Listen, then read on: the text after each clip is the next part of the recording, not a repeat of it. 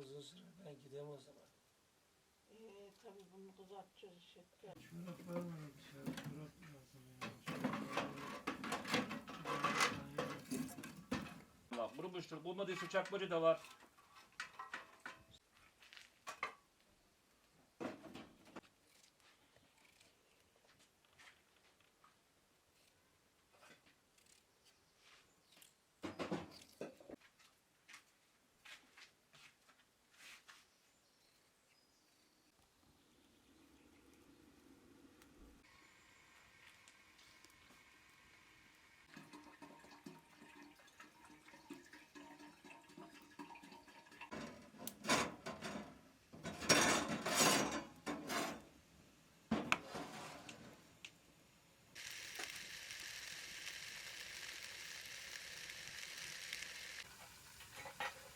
Şimdi kağıdım olsun diye ikiye koyayım.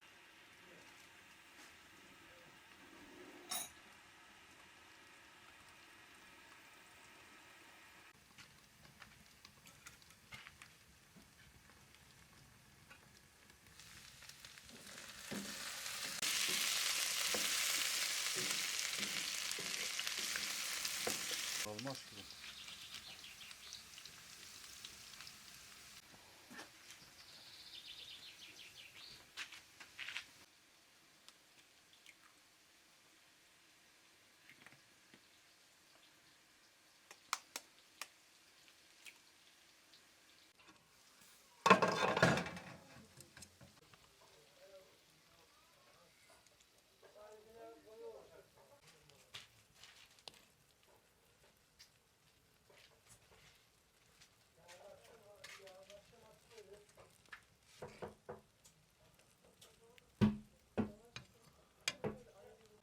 Gel, gel, gel.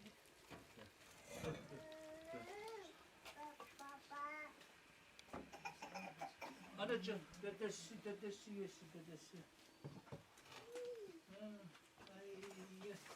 Patates tamam yarın yaptırın dedim. Bugün gitmiyorum. Tamam yarın yaptırın. Adam bu tarafa gelip ya git Allah aşkına şuraya bir... Hayır, anlam.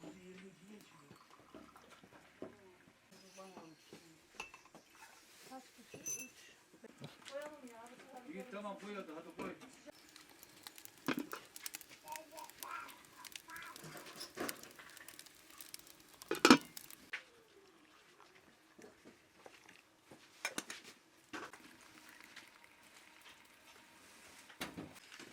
Kaç attın bu babana?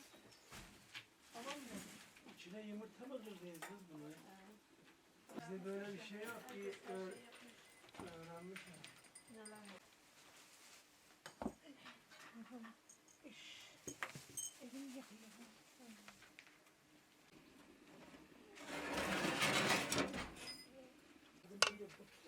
Bizim oturmaya gerek yok. Sorsana şunu. Yine koydum bunu.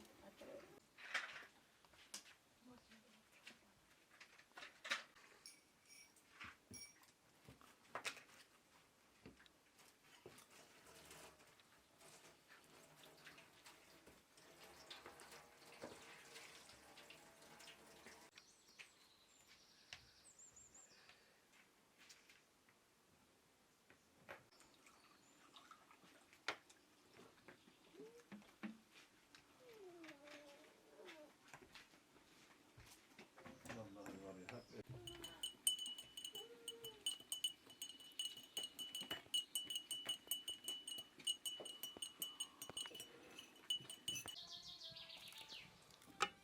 Kaynamış mı lan? Evet.